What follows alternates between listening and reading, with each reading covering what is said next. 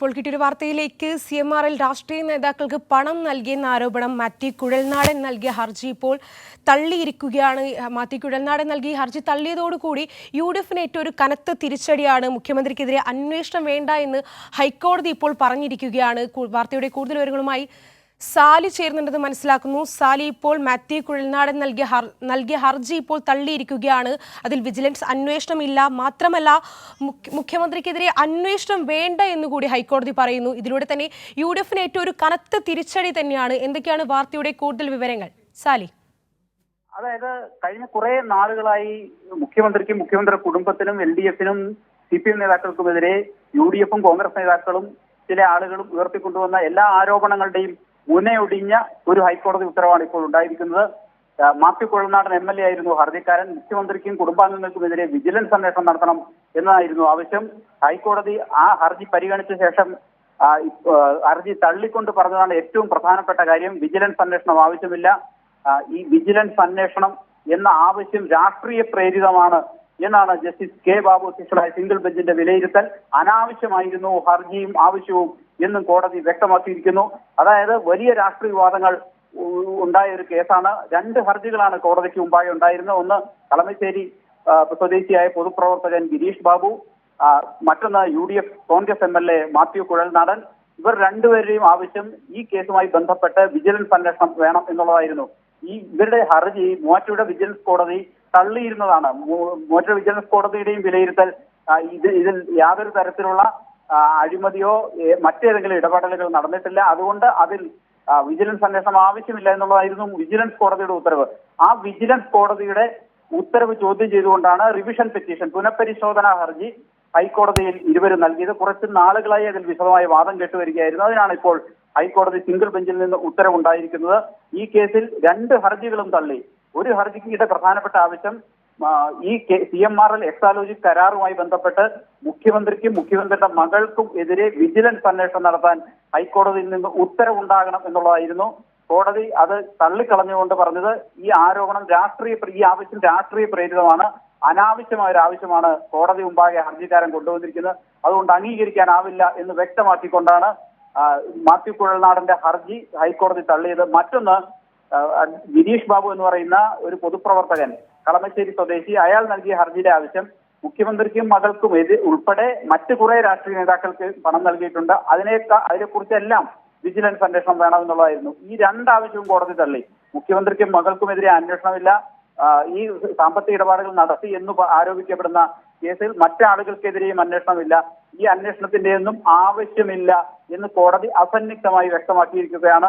വലിയ രാഷ്ട്രീയ വിവാദം ഉണ്ടാക്കിയ ഒരു കേസാണിത് എന്ന് നമുക്കൊക്കെ അറിയാം. അതിൽ ഒരു തീർപ്പുണ്ടായിരിക്കുന്നു സിംഗിൾ ബെഞ്ചിന്റെ ഭാഗത്തു നിന്ന്. കോടതി കൃത്യമായി അതിൽ വിലയിരുത്തൽ നടത്തിയിട്ടുണ്ട്. ഈ വാദം രാഷ്ട്രീയ പ്രേരിതമാണ് എന്നുള്ളതാണ്. അത് വിജിലൻസ് കോടതി തന്നെ നേരത്തെ കണ്ടെത്തിയിരുന്നു. മൂവാറ്റുപുഴ വിജിലൻസ് കോടതിയുടെ ഉത്തരവിൽ നിർണായകമായ ചില വിവരങ്ങൾ ഉണ്ടായിരുന്നു.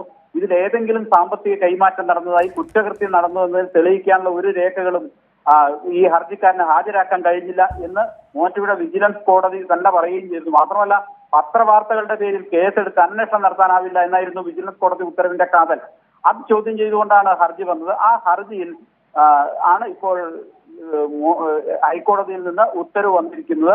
അഴിമതി നിരോധന നിയമപ്രകാരം അന്വേഷണം നടത്തണം, അതിന് വിജിലൻസിന് നിർദ്ദേശം നൽകണം. ഇതായിരുന്നു ഇരുവരുടെയും ആവശ്യം. 2 ആവശ്യങ്ങളും കോടതി തള്ളി, 2 ഹർജികളും കോടതി തള്ളി.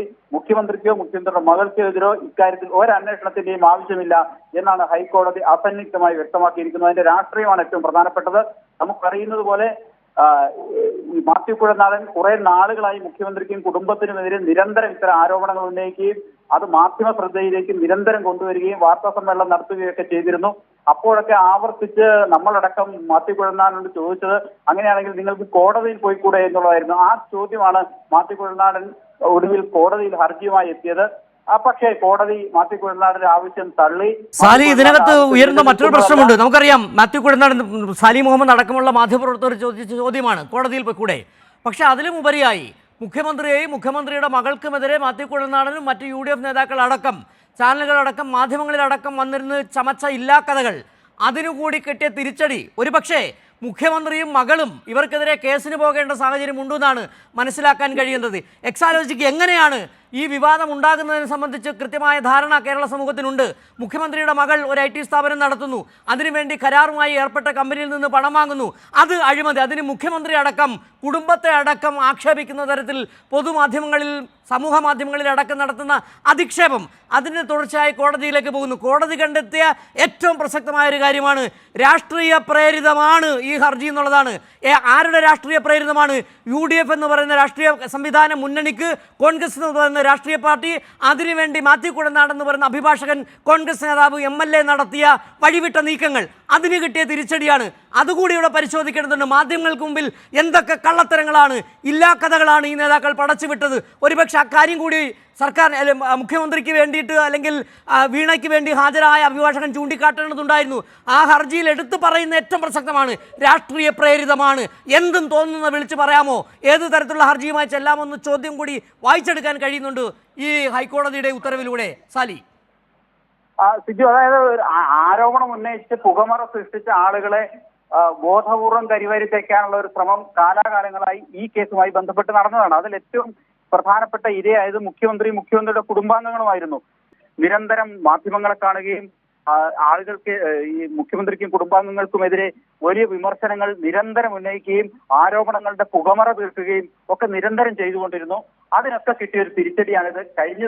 ആദ്യ നടപടി തന്നെ ഇതിൽ പ്രശ്നമായതാണ്. കാരണം വിജിലൻസ് കോടതി ഇതിൽ കൃത്യതയോടെ നിലപാട് സ്വീകരിച്ചാണ്. വിജിലൻസ് കോടതി വ്യക്തമായും പറഞ്ഞു, മാധ്യമ വാർത്തകളുടെ അടിസ്ഥാനത്തിൽ, വാർത്തകളുടെ മാത്രം അടിസ്ഥാനത്തിൽ ഇത്തരം കാര്യങ്ങളിൽ ഒരു കേസെടുക്കാൻ